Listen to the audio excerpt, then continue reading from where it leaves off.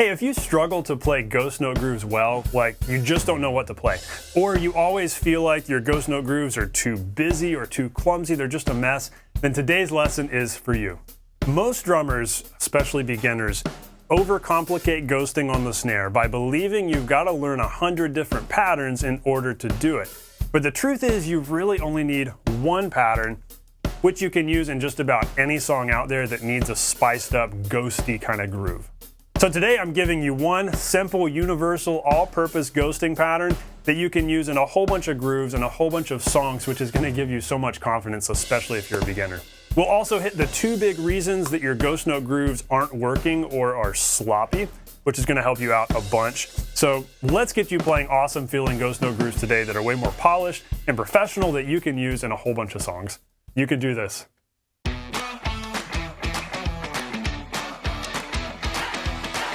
Hey, welcome to the Non-Glamorous Drummer. I'm so glad you're hanging out today. I help self-taught beginner drummers know what to practice so you can nail songs and become the drummer other people want to jam with and have in their band. And hey, I have a free gift for you below in the description. I want to help you solve your weak hand and build fast, fluid chops that you can apply to the full drum set, even if you're just practicing on a pad right now. Maybe you're new and you've just got a sticks and pad and you don't have a full drum set yet.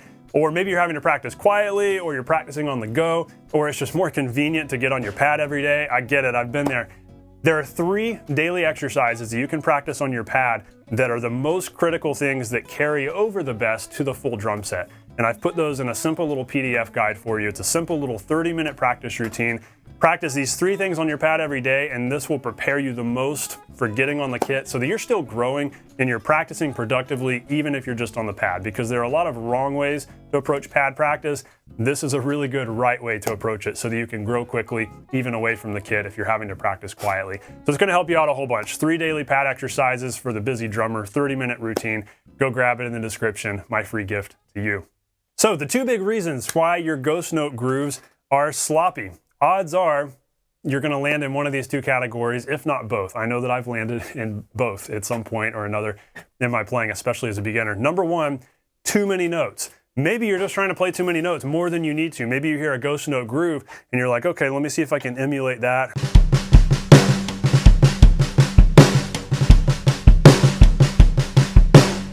And so maybe it's just so many notes, it's turning into a snare cadence where really the whole groove ought to be. But you're just trying to do it all with one hand and it's just getting sloppy. Or maybe reason number 2, your ghost notes are too loud. That can very easily happen too, where maybe you've got all sorts of cool action going on here and you're like,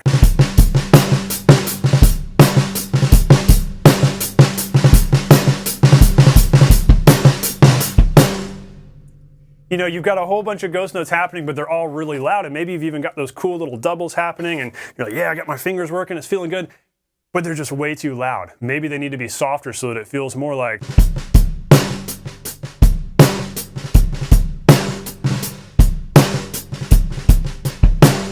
So that there's more dynamic contrast. Maybe that's where you're at. Either way, whichever of these 2 camps you fall in, even if you fall in both, like I know I have at some point, we're gonna solve them today. And we're gonna get this straightened out so your ghost note grooves are feeling a lot better.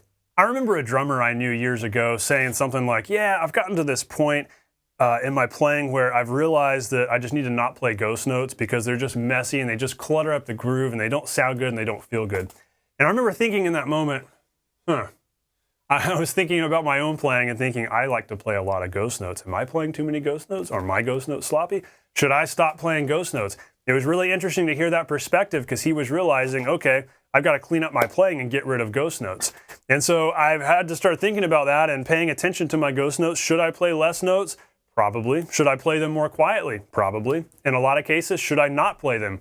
Maybe. It all depends on the song. But here's kind of the concept, the overarching theme I want to have in the back of your head throughout today's lesson, and it's this. It's not that ghost notes are bad. It's how you play them. It's not the ghost notes that are bad. It's how you're playing them. So let's play them well. Let's play them precisely and in time. Let's play them nice and softly so that we're actually ghosting them. But hey, let's just not play too many of them. So let's dive in here. Let's learn this simple pattern, super simple pattern. This is literally groove number 4 from Realistic Rock in the 16th section. If you're familiar with the rock coordination method book by Carmine Appice, Realistic Rock. I've got it right down here. This was the first method book I worked through as a beginner. If you don't have it, totally fine. If you do, groove number 4, when you get into the snare 16th section, that groove goes like this.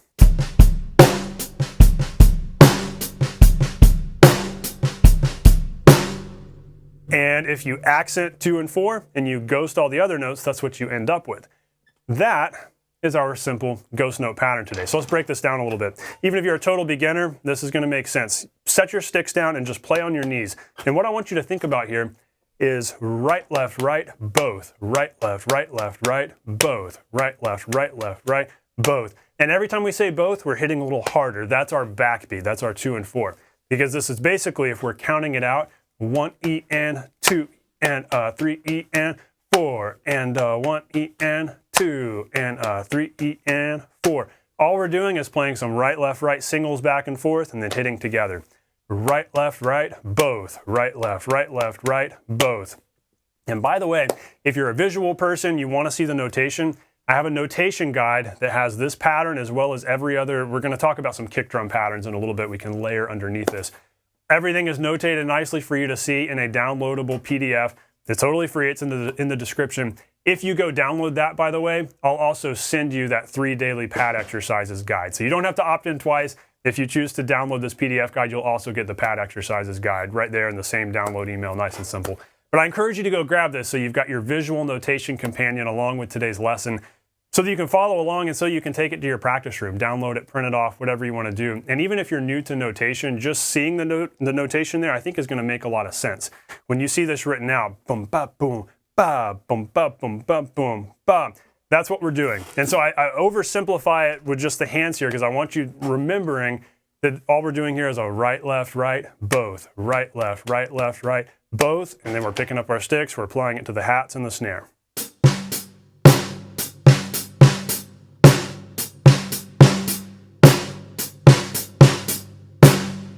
And that's it. That's our step 1. Step 2 is let's make the ghost notes ghost notes. So all the notes that aren't happening on 2 and 4, let's make them as soft as we can make them while still keeping our right hand 8th notes nice and steady. That way it sounds like this. As a matter of fact, we can even rim shot those backbeats if we want to create even more contrast. The more dynamic depth we can have, like louder louds and softer softs, the better it's going to feel.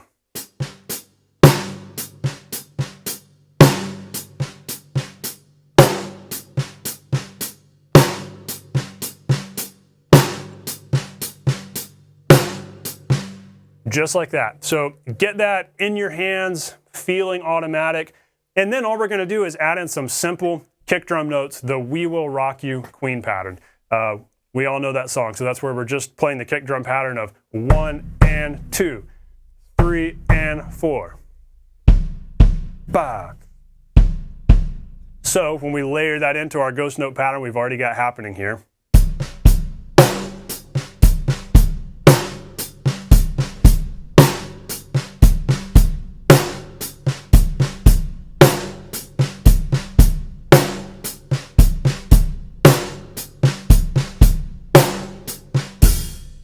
it's going to sound just like that. So that's literally it. Those are the 3 steps to getting this simple ghosting pattern happening. And what's so cool about this particular ghost note pattern is that there's not a ghost note right before a backbeat or right after a backbeat. What we're not having to do is this. We're not having to do that soft, loud, soft thing. That's what's kind of challenging to do.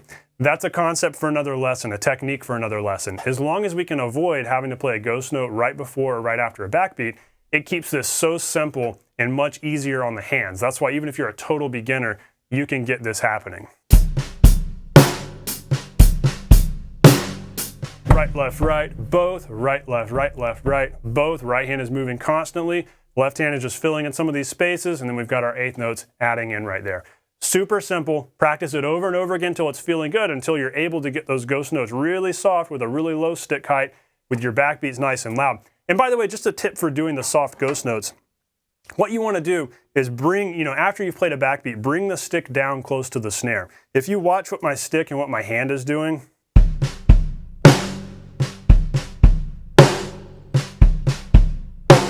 you'll see how after I play the big rim shot backbeat, I'm bringing the stick back down to right here. I'm not leaving it up here. When we're moving around the kit, we want to think about big arcing motions moving from place to place. But if our left hand is staying here on the snare, we want to then prepare. We always want to prepare for the next thing we're going to do, motion-wise. And so if the next thing we're going to do is a ghost note, then even after we hit the snare hard, we want to let the stick live down here. Now, if your snare's tuned low, like mine is, right now I've got these drums super low and beefy sounding. If you've got it tuned low and you play a rim shot, the stick's not going to want to bounce a whole bunch. So it's going to naturally, easily live down here. But if your snare's tuned higher and you're just hitting in the center, it's going to want to bounce a little more, but that's fine. It'll bounce up to here, then you can just bring it to rest right here so that you're ready to play the ghost notes. Because if your issue is that your ghost notes are too loud, it's probably because you're starting with too high of a stick height. When you play those ghost notes, you've got to be down here close to the drum, like just an inch or so above. Otherwise, I mean, you've kind of already shot yourself in the foot when you're trying to play ghost notes if you're starting from up here. So start off on the right foot or the right hand or the right stick and have your stick down here close to the head. That way it's super easy to play soft. If you're starting right here, remember we've got a firm grip. We're playing from our wrist as we play these soft ghost notes. Versus when we play loud, we're using some arm, we're using some wrist. It's more of a whipping motion.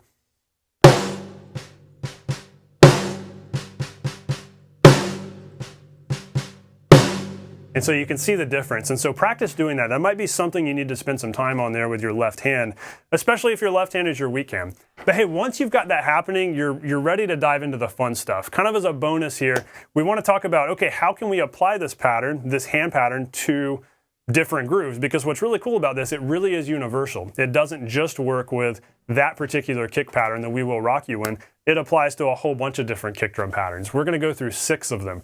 There are even more than that you can do, but these are the really simple ones because the kick drum always offsets the ghost notes. So in all of these patterns, every time we play a kick note, it's going to offset a ghost note so that it feels right, it feels natural, and we end up with kind of this cool sort of linear back and forth thing between kick and snare. It even becomes very paradiddle-esque, where it almost becomes paradiddles between kick and snare. So that's going to be a lot of fun as we get into the more advanced grooves here. But starting off, groove number 1 is going to be super simple. So what we're going to do, I'm going to cue up the metronome here in my ears to 75 beats a minute. You can play along with me. I'm going to count off. So what we're going to do, this is why I encourage you to grab the notation PDF so that you've got it in front of you. But the first pattern we're going to do, remember the hands are the same for all of these, but for number 1 here, we're just going to do quarter notes on the kick. And so it's going to go just like this. Here we go.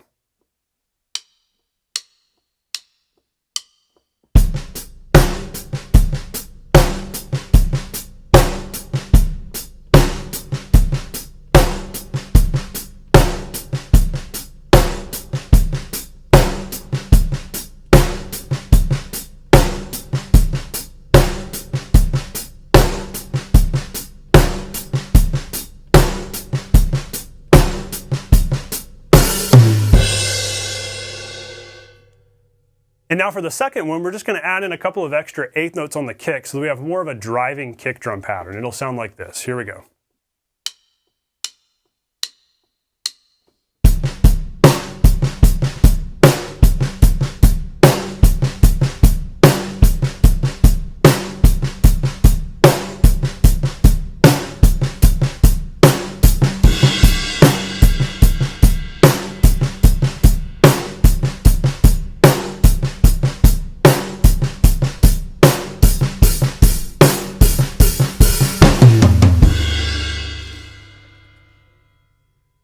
And now for our third one, we're going to add in a little bit of syncopation. So we're going to do a kick drum note on the of 1 so that it's going to become 1 E and 2. But then we'll keep the 3 and when we get over to that part, and then we'll add in an E of 4. So it's going to end up sounding like this.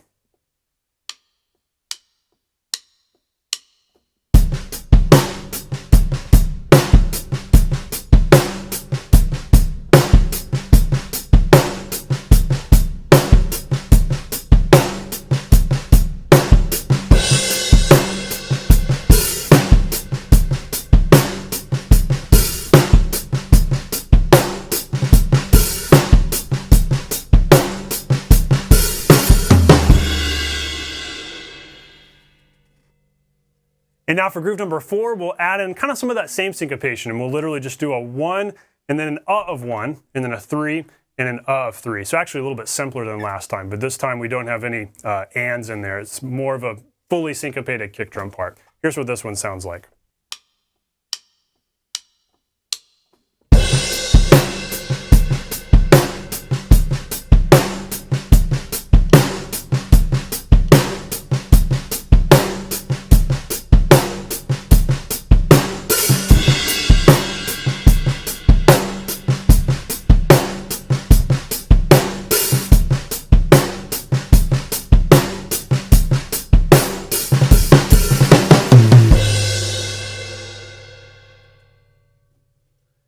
Now let's start getting a little more interesting and adding in some more kick drum action as we kind of approach the paradiddle back and forth kick snare sort of pattern. So here for groove number 5, we'll start off with boom ba boom boom ba bum boom bum boom bum boom, gradually getting a little bit busier. So here we go for groove number 5.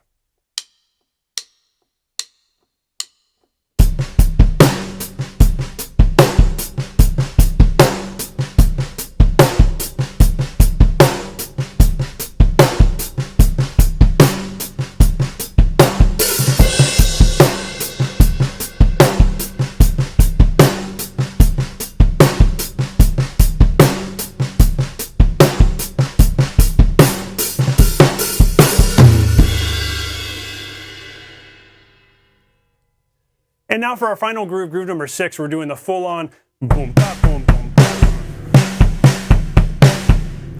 At this point, we're filling in a lot more of our spaces with the kick drum. But again, each ghost note has its spot. The kick drum's not colliding with the ghost notes, it's offsetting, and so it still feels nice and smooth and really cool. And we're kind of moving more into that paradiddle, a lot more of the boom, ba, boom, boom, ba, boom, bum, bum. Really, if you were to go beyond this, into like, you know, adding even more notes, you could go into full paradiddle mode and do something like.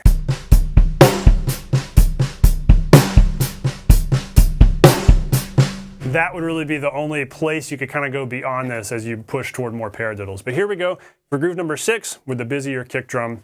Here it goes.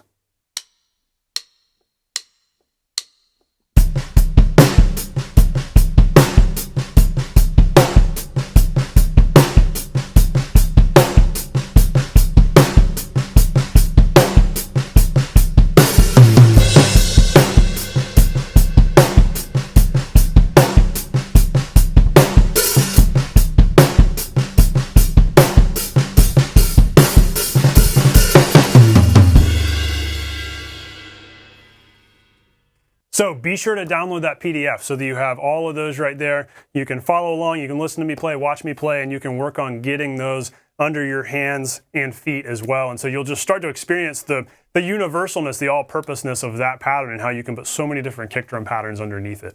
So if you've taken action with me, let's think about where you're at now.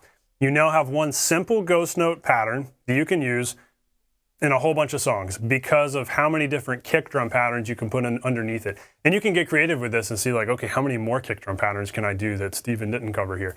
Because the idea here is that we have enough ghost notes that it feels really ghosty, but there's not so many that it gets cluttered. We're leaving enough space in it to then do cool stuff with the kick drum. And so that's what makes this versatile. Not to mention it's so simple and easy to play. Right, left, right, both. Right, left, right, both. And so hopefully this gives you a whole bunch of confidence that, hey, I can play ghost note grooves well. Even if I'm a total beginner, I'm now getting a handle on ghost note grooves, and I know I can be confident that I'm not playing too many. I know now that, okay, I need to make them soft and have the dynamic contrast so they feel good. So I hope that's a huge encouragement to you and a huge confidence booster as you're working on this. And so this is also going to help you grow in your coordination and your musical depth. You're going to build coordination as you work on this, especially as you work on different kick drum patterns and you practice this stuff in the notation guide. And as you're thinking about dynamics, that's a layer of coordination too. Practicing mixing soft notes with loud notes, that's a part of your brain that's having to be activated here with a potentially weak hand that maybe you haven't thought about before. So that's tremendous. There's so many skills, so much you're going to gain from working on this. So, hey, question before you go. On which side of the ghost note spectrum have you tended to fall? Are you the conservative, guess I just won't play any ghost notes? Or are you the, I'm definitely playing ghost notes all over the place and smearing them all over the place? I was definitely in that second camp of playing way too many ghost notes and having to focus on cleaning up my playing. Either way, regardless of all of this, you know, just another bit of food for thought, be able to play no ghost notes. Like let's say you're playing a really ghosty kind of groove.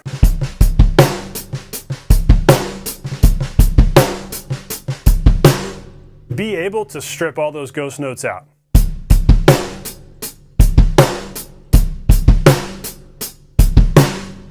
Be able to have enough awareness over your playing that you can remove every ghost note and maybe keep the kick drum pattern the same. Or even simplify everything and just say, okay, I'm gonna go super simple here.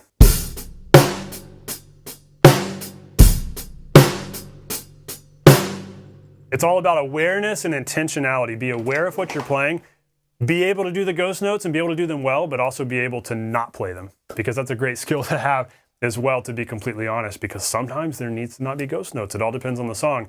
But a lot of songs do need it, and now you know how to add them in. So whether you're a beginner, whatever level you're at, I hope this lesson has been impactful for you and valuable to you. I hope this helps you out a bunch. Be sure to grab the notation PDF. Remember, I'll send you that 3 daily pad exercises PDF alongside that.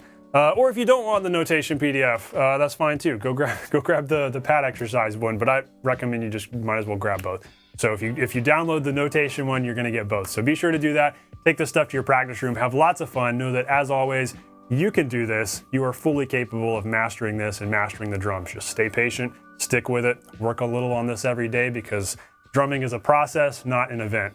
Stay non-glamorous. I'll see you on the next lesson.